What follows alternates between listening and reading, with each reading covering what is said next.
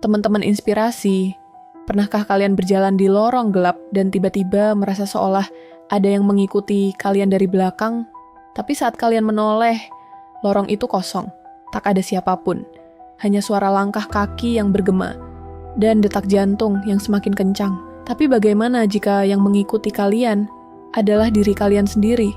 Bukan bayangan, bukan khayalan, melainkan sosok lain yang menyerupai kalian, namun berasal dari tempat yang tak seharusnya. Cerita kali ini akan mengajak kalian menelusuri misteri sebuah lorong tua di gedung perkantoran Jakarta. Tempat di mana sebuah cermin tak hanya memantulkan bayangan, tapi juga menyimpan sisi tergelap dari jiwa manusia. Cermin itu sudah lama, tertutup debu dan kain lusuh, tersembunyi di lorong bawah tanah yang jarang dilalui siapapun. Namun saat cermin itu dibuka, sesuatu ikut terbangun. Jangan kemana-mana, karena ini adalah awal dari cerita penuh makna inspirasi, kisah horor yang menyimpan pesan penting bagi kita semua. Sebuah kisah yang akan membuka mata bahwa terkadang musuh terbesar kita bukan datang dari luar, tapi dari dalam diri sendiri. Kalau kalian suka cerita yang tak hanya membuat merinding, tapi juga penuh makna, jangan lupa like, share, dan subscribe. Cerita ini baru dimulai, dan percayalah, semakin jauh kalian masuk, semakin sulit keluar. Udara malam mulai menusuk kulit saat Rian melangkah keluar dari ruang jaga. Ia menuruni tangga, menuju lantai bawah tanah gedung kantor tempat ia bekerja. Sebuah gedung tua yang telah direnovasi menjadi kantor startup teknologi. Meskipun tampak modern di bagian luar, bagian bawah gedung masih menyisakan sisa-sisa masa lalu. Dinding yang mengelupas, bau lembab yang melekat, dan lorong-lorong gelap yang tak tersentuh renovasi. Sudah hampir 2 tahun Rian bekerja sebagai petugas keamanan malam di sini. Pria berusia 28 tahun itu dikenal rajin, disiplin, namun lebih banyak diam. Ia memilih jadwal malam karena suasana lebih tenang dan tak banyak interaksi. Dalam kesendiriannya, Rian sering mengisi malam dengan membaca buku, mendengarkan radio tua, atau sekadar duduk menatap CCTV di ruang kontrol. Ia tak pernah percaya pada hal mistis. Logikanya sederhana. Kalau belum terbukti, berarti tak perlu dipikirkan. Malam itu terasa lebih dingin dari biasanya. Rian membawa senter kecil dan mulai menyusuri lorong sempit di lantai -1. Lorong itu hanya berfungsi sebagai akses darurat dan jarang digunakan. Lampu di langit-langit berkedip pelan, dan suara langkahnya bergema panjang di antara tembok beton. Di ujung lorong, sesuatu menarik perhatiannya. Sebuah benda besar yang tertutup kain abu-abu lusuh, bersandar miring di dinding. Rasa penasaran mengalahkan rasa curiga. Rian mendekat, menyentuh kain yang terasa lembab. Ia perlahan menariknya ke bawah, dan di baliknya muncul sebuah cermin besar, tinggi hampir 2 meter, dengan bingkai kayu tua yang sudah terkelupas. Meski berdebu, kaca cermin itu masih memantulkan bayangan dengan jelas. Terlalu jelas. Rian menatap pantulannya. Ia berdiri tegak, mengenakan seragam biru dongker, wajah lelah dengan mata sayu. Tapi, ada yang aneh. Sekilas, pantulannya tersenyum tipis. Ia refleks menoleh ke kiri dan kanan, memastikan tak ada orang lain di sana. Lorong itu kosong. Ia kembali melihat ke cermin. Tak ada senyum, hanya dirinya sendiri menatap kosong. Baru juga awal shift, udah halu, gumamnya sambil tertawa kecil, berusaha menepis rasa ganjil. Rian mengembalikan kain ke cermin dan melanjutkan patroli. Namun, saat ia berjalan menjauh, ia merasa seperti ada mata yang mengawasinya dari belakang. Ia menoleh, tapi lorong hanya sunyi. Tak ada langkah lain, tak ada bayangan. Tapi rasa itu, rasa dilihat dari balik kaca, tetap menempel seperti udara lembab yang enggan pergi. Ketika ia kembali ke ruang kontrol dan membuka rekaman CCTV lorong tadi, detaknya melambat. Di layar monitor, ia terlihat berdiri di depan cermin itu selama hampir 10 menit. Diam, tak bergerak, tatapannya kosong. Padahal, dalam ingatannya, ia hanya berdiri sebentar, sekitar 2 menit. 3 menit paling lama. Wajahnya di layar terlihat berbeda. sedikit lebih pucat. Dan tepat sebelum ia menutup kain, sosok dirinya sendiri di cermin, mengangkat tangan seperti ingin menyentuh kaca. Padahal, ia yakin, ia tak pernah mengangkat tangan. Rian mencoba mencari penjelasan logis, efek ilusi optik, pantulan cahaya, kesalahan pada sistem rekam. Tapi rasa tak nyaman itu mulai tumbuh, dan malam baru saja dimulai. 2 malam setelah kejadian di lorong, Rian mulai mengalami mimpi aneh. Ia bermimpi berjalan di lorong yang sama, tapi cerminnya tidak lagi tertutup kain. Cermin itu menyala seperti layar, memantulkan lorong dalam sudut pandang yang berbeda. Di dalam pantulan, dirinya berdiri diam, tapi tidak sendirian. Ada sosok lain, samar, berdiri di belakangnya.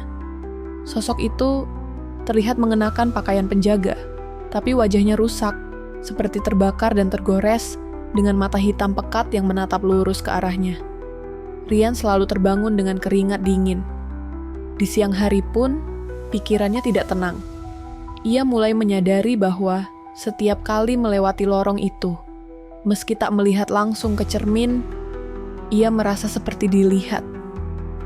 Beberapa kali, saat sedang duduk di ruang kontrol dan mengecek monitor, ia melihat sosok samar di sudut layar, berdiri di depan cermin. Tapi saat ditelusuri ke lokasi, tak ada siapapun di sana. Ia mulai mencatat waktu-waktu kemunculan sosok itu. Aneh, sosok itu selalu muncul antara pukul 2.00 hingga 2.07 dini hari. Selalu berdiri dalam posisi yang sama, tak bergerak. Pada malam keempat, Rian sengaja mendatangi lorong pada pukul 2 pagi. Ia membawa kamera ponsel dan senter besar. Ia menyingkap kain penutup cermin dengan perlahan. Tidak ada yang aneh, hanya dirinya yang terlihat di pantulan. Ia mengangkat ponsel untuk merekam, tapi tiba-tiba layar menjadi hitam. Ponselnya mati. Saat mencoba menghidupkannya kembali, senter di tangannya mulai redup, lalu padam total. Lampu lorong meredup, berkedip beberapa kali, lalu menyala kembali. Saat itu, ia mendengar suara napas. Bukan dari dirinya, bukan dari belakang, tapi dari dalam cermin. Sejenak ia membeku. Ia perlahan mundur, menutup kembali kain penutup cermin, dan berjalan cepat meninggalkan lorong. Langkah kakinya terdengar berlipat, seperti ada yang ikut berjalan bersamanya. Tapi ia tidak berani menoleh. Setibanya di ruang kontrol, ia mencoba menenangkan diri. Namun rasa penasaran mendorongnya untuk memutar ulang rekaman CCTV dari lorong. Di layar, ia melihat dirinya berdiri di depan cermin selama lebih dari 8 menit. Namun kali ini, ada hal yang jauh lebih mengganggu. Sosok dalam cermin bukan hanya berdiri diam, ia bergerak. Tapi gerakannya tidak sinkron dengan gerakan Rian. Di menit keempat, pantulan dalam cermin tersenyum. Di menit keenam, ia melambaikan tangan. Dan di menit terakhir, ia berjalan menjauh ke dalam lorong yang tidak ada di dunia nyata. Rian menutup laptop dengan cepat, merasakan bulu kuduknya berdiri. Ada sesuatu yang sedang bermain-main dengannya. Sesuatu yang bukan hanya ingin menakut-nakuti. Dan malam-malam ke depan, mulai berubah menjadi medan pertempuran antara logika dan ketakutan. Hari-hari berlalu dan gangguan tak kunjung berhenti. Tapi kini gangguan itu tak lagi terbatas pada lorong dan rekaman kamera. Rian mulai mengalami hal-hal aneh bahkan saat ia tak sedang bertugas. Pagi hari setelah shift malamnya, Rian pulang ke kontrakan kecil di bilangan Manggarai. Ia tidur seperti biasa, tapi kali ini mimpi yang datang terasa lebih nyata. Dalam tidurnya, ia terbangun di lorong kantor, tapi bukan lorong biasa. Dindingnya dipenuhi coretan hitam, dan cermin di ujung lorong terbuka seperti pintu. Dari dalamnya keluar asap pekat, lalu sosok bayangan menyerupai dirinya melangkah perlahan ke arahnya. "Kenapa kamu hidup di atas dusta?"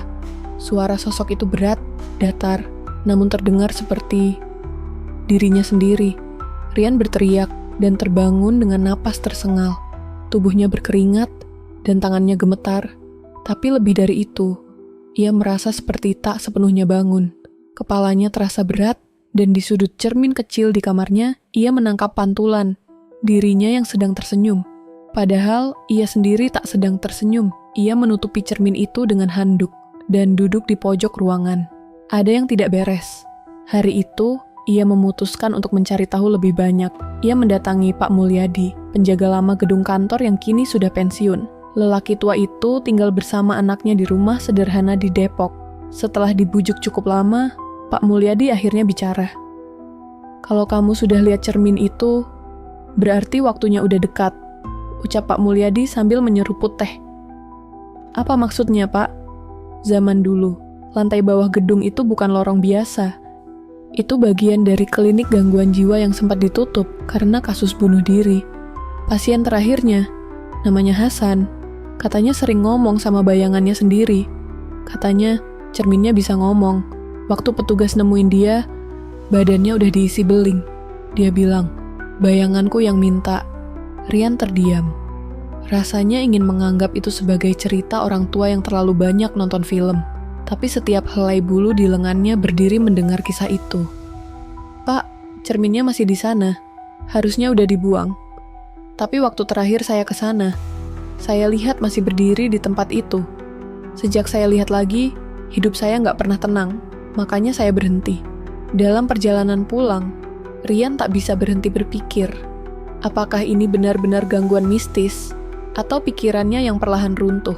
Malam harinya, saat Rian kembali bertugas, rekan sesama penjaga, Indra, menegur. "Lu kenapa, Yan? Mukanya pucat banget." Rian tersenyum tipis. "Kurang tidur aja." Indra mengangguk. Iya, semalam gue lihat lo duduk sendiri di depan cermin lorong. Ngapain sih? Ngecek CCV?" Rian tercekat. Ia tidak pernah kembali ke lorong sejak kejadian terakhir. Indra melanjutkan, "Tapi aneh sih. Lo duduk kayak orang meditasian sambil ngomong sendiri. Gue manggil, lo nggak nyaut. Pas gue deketin, lo udah nggak ada."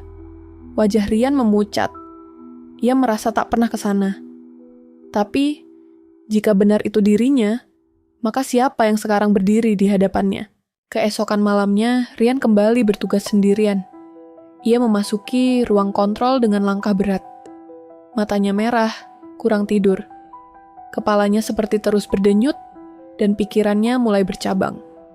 Ia mencoba fokus, menatap layar CCTV, namun sulit. Pukul 1.56, monitor lorong berkedip. Cermin kembali tampak di layar, dan, sosok itu ada di sana. Tapi kali ini, tidak berdiri. Ia duduk, bersila. Dengan mata tertutup, Rian terpaku. Sosok itu mengenakan seragam penjaga, persis miliknya. Dan tiba-tiba, sosok itu membuka mata, langsung menatap kamera, lalu menggeleng pelan. Gerakan halus itu membuat Rian seperti ditarik ke dalam layar. Dalam sekejap, ia tak sadar, tubuhnya telah berdiri, dan mulai melangkah keluar dari ruang kontrol, seolah ada yang mengendalikannya. Ia berjalan melewati lorong panjang menuju tempat itu. Lorong bawah tanah, cermin, lampu-lampu lorong padam satu persatu saat ia berjalan melewatinya. Di ujung lorong, kain penutup cermin telah jatuh ke lantai. Cermin itu berdiri megah dan terang, terlalu terang. Saat Rian berdiri di depannya, ia melihat bayangan dirinya, tapi tak sama. Wajah itu pucat, dengan mata gelap, tersenyum. Lalu mulai berbicara, tanpa suara. Mulut bayangan itu bergerak, membentuk kata-kata. Rian menatap dalam, mencoba membaca. Lalu ia membeku. "Kamu bukan yang asli." Tiba-tiba, cermin itu bergetar, permukaannya seperti air. Dari dalam, tangan bayangan itu mencuat, berusaha keluar. Rian mundur, namun tubuhnya seperti dibekukan. Kakinya tak bisa bergerak. Ia hanya bisa menatap saat sosok itu perlahan keluar dari cermin, setengah badan, lalu suara berat terdengar dari dalam kepala Rian sendiri. "Kamu sudah hidup terlalu lama dalam dusta. Sekarang giliranku." Saat itu pula, lampu lorong menyala kembali. Cermin tertutup kabut, dan Rian tergeletak di lantai, napas tersengal. Mata menatap kosong ke langit-langit.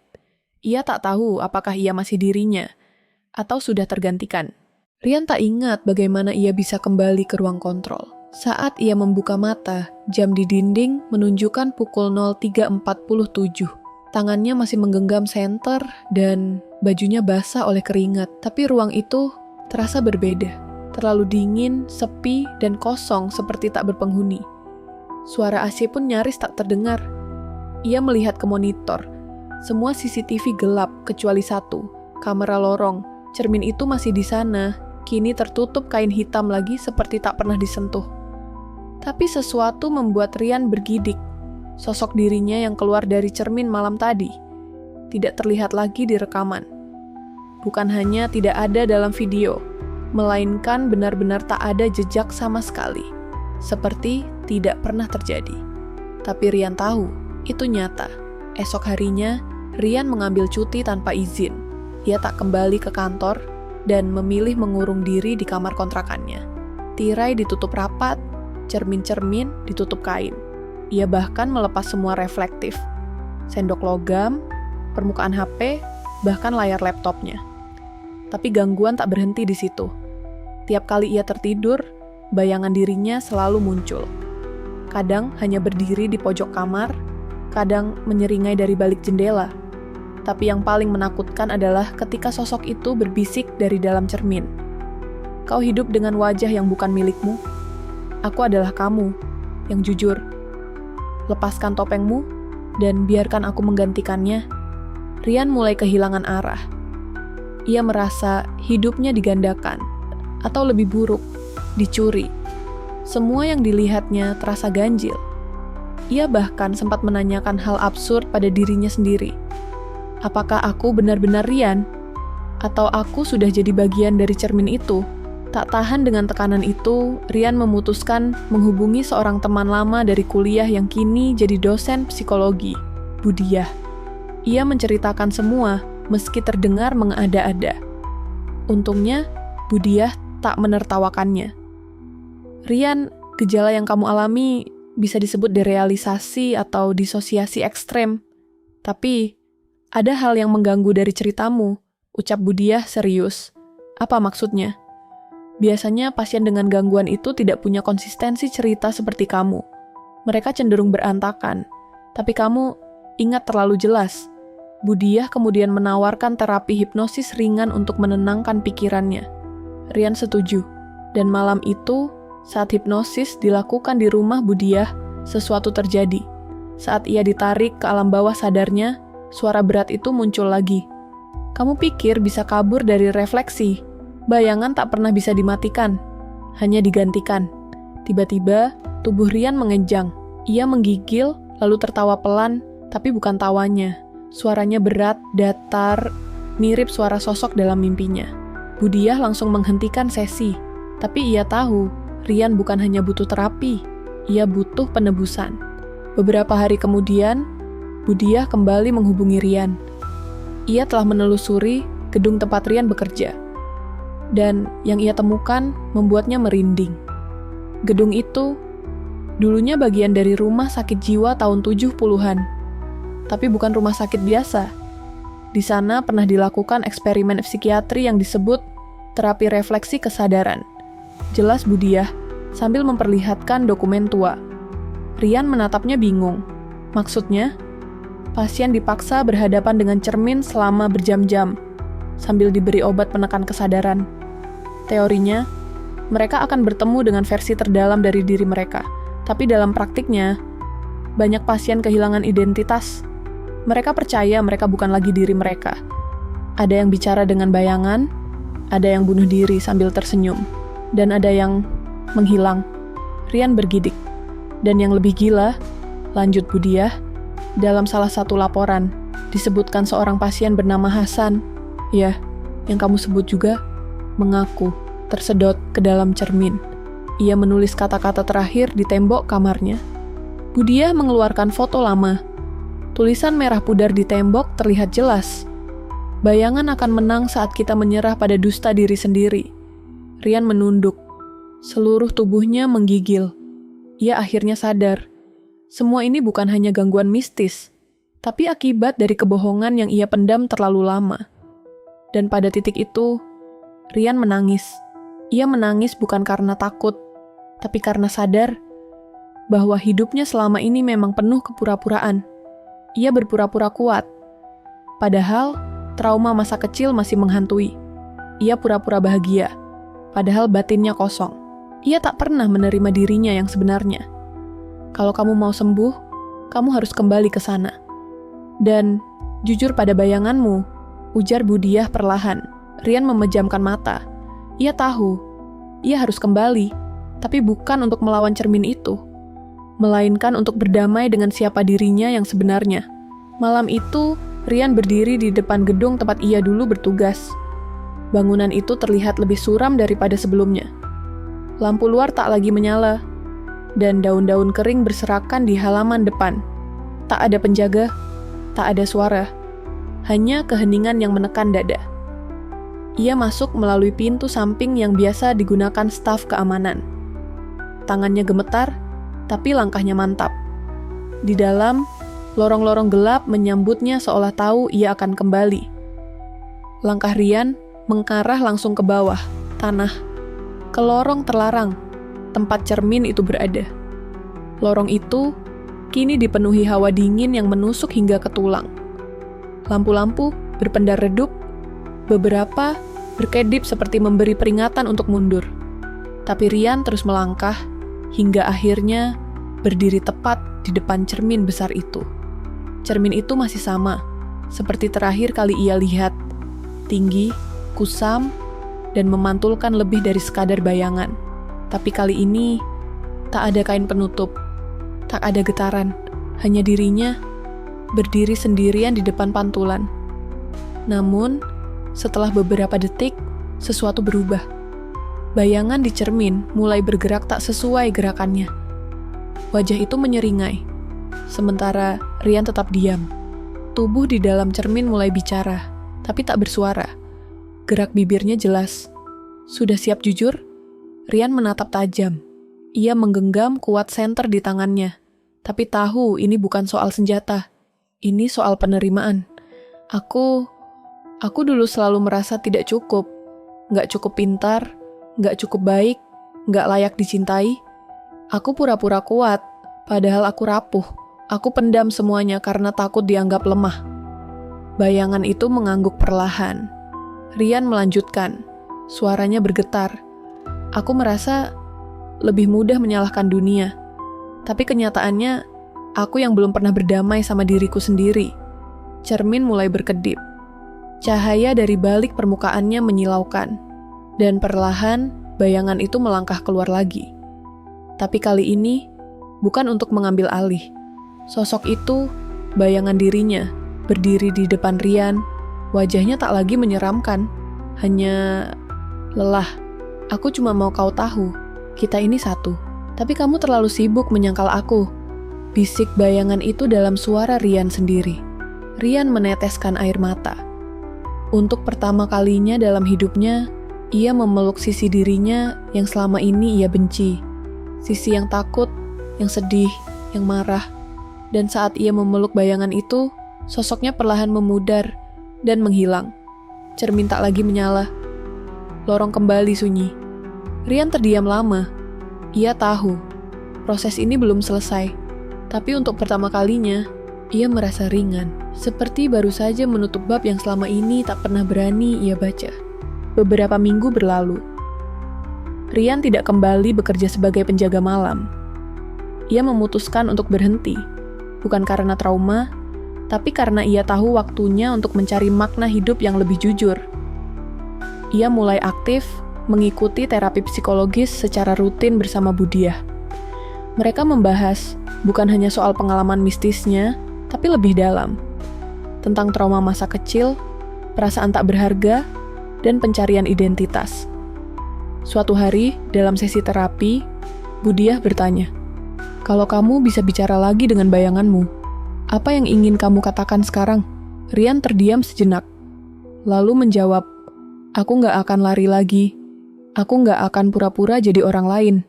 Kalau takut, aku akan bilang takut. Kalau sedih, aku akan izinkan diriku nangis. Aku nggak mau hidup dalam kepalsuan, karena yang palsu cepat atau lambat akan menuntut bayaran." Budiah tersenyum. Kamu tahu, pengalaman kamu mungkin terdengar mistis buat orang lain. Tapi dalam psikologi, itu refleksi yang sangat kuat. Kamu sudah menghadapi ketakutan terdalammu, dan tetap utuh. Rian hanya mengangguk. Ia belum sepenuhnya sembuh, tapi kini ia punya pijakan. Dalam langkah awal pemulihannya, Rian mulai menulis blog. Ia membagikan kisahnya dalam bentuk narasi fiksi. Ia beri judul, Refleksi dari Lorong Bawah Tanah. Ia tidak menyebut nama gedung, tidak menyebut dirinya sebagai tokoh utama, tapi ia menuliskan semuanya dengan jujur. Yang mengejutkan, tulisan itu viral. Banyak orang merasa terhubung dengan kisahnya. Mereka mengaku pernah merasa punya bayangan yang menghantui. Mereka berterima kasih karena merasa tidak sendirian lagi. Dari situlah Rian sadar, mungkin bayangannya dulu bukan kutukan, mungkin itu panggilan untuk berubah. 2 bulan telah berlalu sejak malam, Rian kembali ke lorong cermin. Musim hujan mulai turun, dan udara Jakarta semakin lembab. Tapi di dalam hati Rian, badai yang dulu menderanya perlahan mereda. Kini ia bekerja di tempat baru, bukan sebagai penjaga malam, tapi sebagai asisten di sebuah komunitas konseling trauma. Ia membantu menyusun materi edukasi dan sesekali berbagi pengalamannya dalam forum diskusi. Meski tidak menyebut detail tentang kejadian supranatural, ia menjadikan kisah itu sebagai metafora dalam pembelajaran. Semua orang punya cermin dalam hidupnya. Pertanyaannya, berani atau tidak kita menatapnya?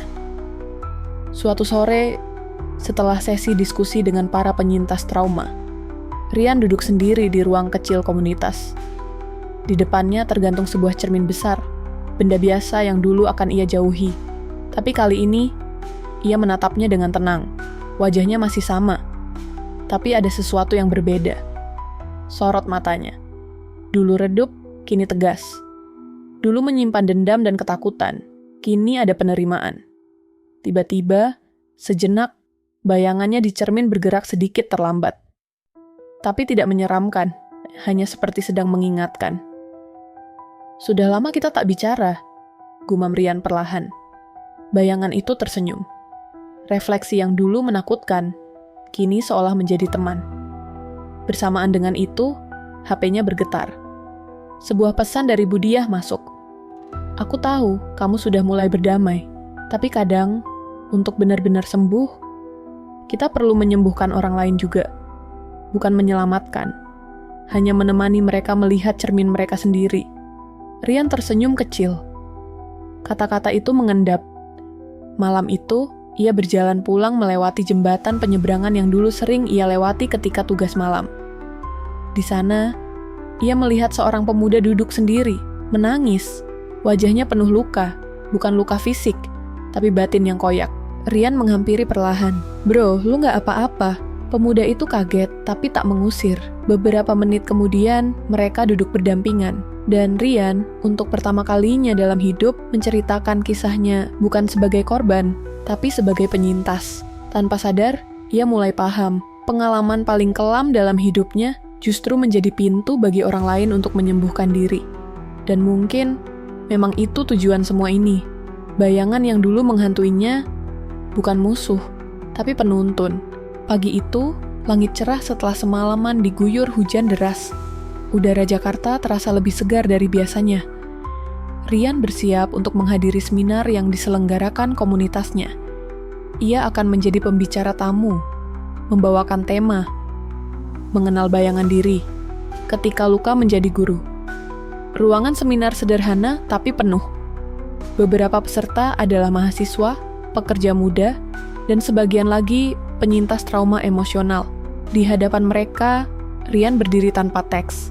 Hanya satu benda yang ia bawa, sebuah cermin kecil. Ia mengangkatnya ke hadapan peserta. Kita semua punya benda ini di rumah. Tapi, siapa di sini yang benar-benar pernah menatap cermin? Bukan untuk memperbaiki rambut, tapi untuk bertanya, apa kabar jiwaku hari ini? Beberapa peserta tertunduk. Ada yang mulai menitikkan air mata. Rian melanjutkan, dulu saya benci cermin, karena yang saya lihat adalah sosok yang saya pura-purakan, bukan diri saya sendiri. Saya menutupinya dengan senyum palsu. ambisi semu, dan sikap sok kuat. Ia menghela napas sebentar. Tapi saya belajar bahwa menerima diri itu bukan kelemahan, itu keberanian. Dan ketika saya berani menatap cermin, saya sadar bahwa bayangan saya bukanlah musuh, melainkan bagian dari diri saya yang ingin didengar. Tepuk tangan mengalun pelan, lalu menjadi riuh. Bukan karena pidato yang mengharukan, tapi karena pesan itu terasa nyata. Usai acara, beberapa peserta menghampiri Rian. Salah satunya, perempuan bernama Tari, mengatakan lirih. Cerita Mas mirip dengan apa yang saya alami. Bedanya, saya nggak pernah berani cerita. Tapi hari ini, saya pengen coba jujur sama diri saya. Rian menatapnya dengan hangat. Kalau kamu sudah bisa bilang itu, berarti kamu udah lebih kuat dari kemarin. Saat kembali ke rumah, Rian menatap cermin besar di ruang tengah kontrakannya. Ia tidak takut, ia bahkan tertawa kecil. Bayangannya menatapnya dengan tenang. Lalu, untuk pertama kalinya sejak kejadian itu, tak ada lagi bayangan yang bergerak sendiri. Tak ada suara dari dalam cermin. Hanya keheningan damai dan pantulan seorang pria yang akhirnya menerima siapa dirinya. Teman-teman inspirasi, kadang yang paling menyeramkan dalam hidup ini bukanlah sosok-sosok gaib atau suara-suara dari dunia lain. Yang paling menakutkan justru seringkali adalah bayangan dari diri kita sendiri. Luka-luka lama yang tak pernah sembuh, rasa takut yang terus dipendam, dan amarah yang tak tahu kepada siapa harus ditumpahkan. Semua itu, jika tak kita hadapi, bisa berubah menjadi sosok gelap yang menghantui kita, kapanpun dan dimanapun. Kisah Rian bukan sekadar cerita horor, ini adalah cermin kehidupan. Cermin yang menampilkan kenyataan bahwa setiap manusia punya sisi kelam, tapi bukan untuk dihindari, melainkan untuk disadari, dihadapi, dan dipeluk. Ketika kita berani menatap bayangan diri sendiri, kita sedang membuka pintu menuju pemulihan. Kita sedang menyelamatkan versi diri kita yang terluka. Dan dari situlah keberanian lahir. Pelajaran paling penting dari cerita ini adalah keberanian sejati bukan tentang mengalahkan makhluk gaib, melainkan tentang mengalahkan rasa takut dari dalam diri sendiri. Dan satu hal lagi, kita tidak pernah benar-benar sendiri. Selalu ada orang-orang yang bersedia mendengar, menemani, dan membantu jika kita cukup jujur untuk membuka diri.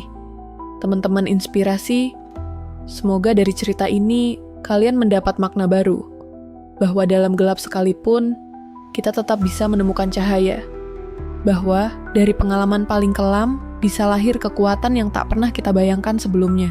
Dan semoga kalian juga bisa berdamai dengan cermin kalian sendiri. Terima kasih sudah mengikuti perjalanan ini hingga akhir. Kalau cerita ini memberikan inspirasi atau membuka wawasan baru untuk kalian, jangan lupa untuk like, share, dan subscribe, agar lebih banyak orang juga bisa mendapatkan manfaat dari cerita penuh makna inspirasi ini. Sampai jumpa di cerita selanjutnya. Dan jangan lupa, tataplah cerminmu dengan jujur sebelum bayanganmu yang lebih dulu menatapmu.